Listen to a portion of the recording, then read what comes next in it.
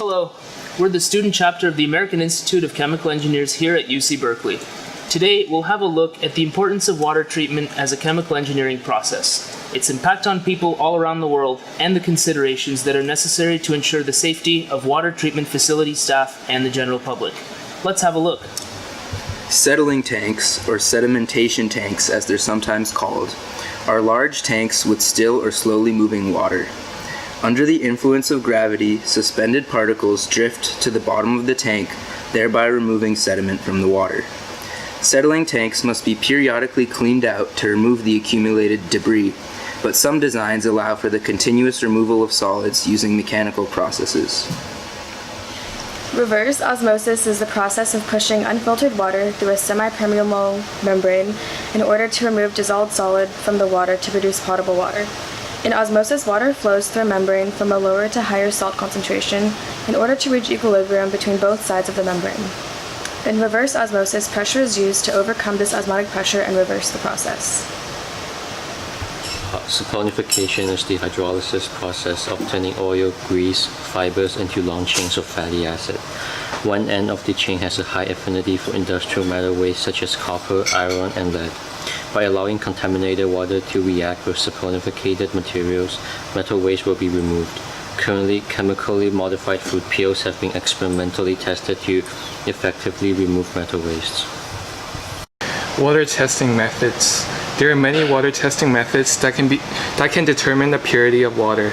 The pH test determines the acidity of water, which should have a pH between 6.5 and 8.5.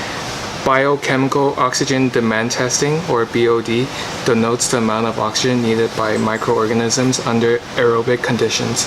High BOD means that there is less oxygen to support life and indicates organic pollution. Coliform testing is a test for coliform bacteria. It can be a reasonable indication of whether other pathogenic bacteria are present. Other testing methods include the testing for concentration of metals and nitrates. Go ahead. Water safety, replacing filters.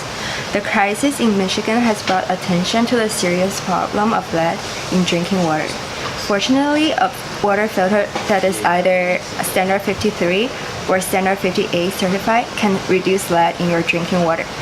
These certifications are established by NSF International, a public health organization that develops standards and providing certifications with the mission to improve global human health.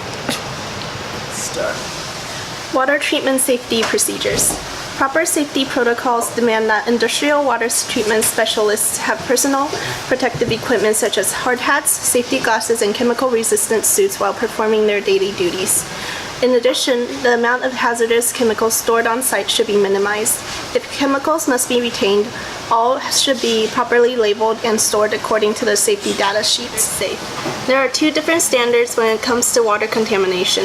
Maximum contaminant level goal, MCLG, the maximum level of a contaminant in water at which no known adverse effects are known, and maximum contaminant level, MCL, the maximum amount of contaminant allowed in a public water system. MCLG is public goals, but only MCL is enforceable. Some examples from MCL includes 0.2 milligrams per liter of cyanide and 0.002 milligrams per liter of mercury.